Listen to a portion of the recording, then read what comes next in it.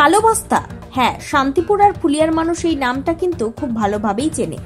এবার এই কালো বস্তা নিয়ে কি কাণ্ড দেখুন।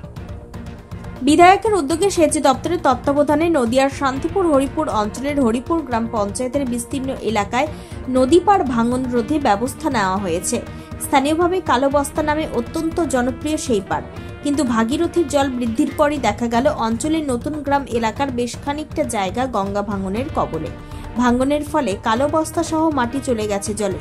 এখন তাতে ঘুম উড়েছে নদীপাড়ের বাসিন্দাদের। এলাকাবাসী এবং স্থানীয় সদস্যের দাবি, কাজ হলেও সেই কাজে গাফিলতি ছিল, আর সেই কারণেই আজকে এই ভাঙন। যদিও এই এলাকার পাশ দিয়ে বয়ে চলা ভাগীরথী নদী এর আগেও গ্রাস করেছে বিঘের পর বিঘে জমি। সমাধান চাইছে এলাকাবাসী।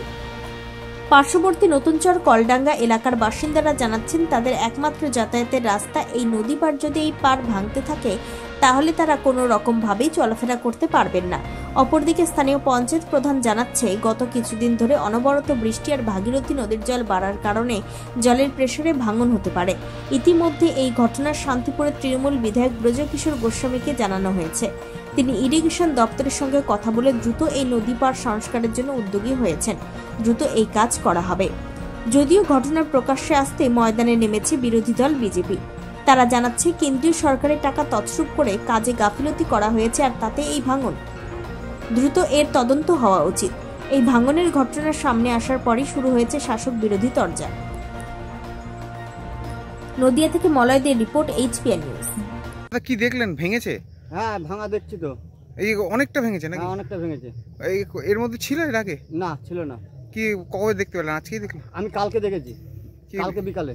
এই এত বাঁধানো হলো, এত পয়সা খরচা করে, তারপরেও ভাঙন? কি ভলকায় ভাঙতেই পারে।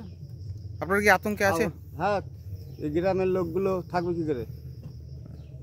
আপনার কি মাছের কাছে? হ্যাঁ, আমরা মাছ ধরতে গেছিলাম। কি নাম আপনার? বিশ্বজিৎ হালদার।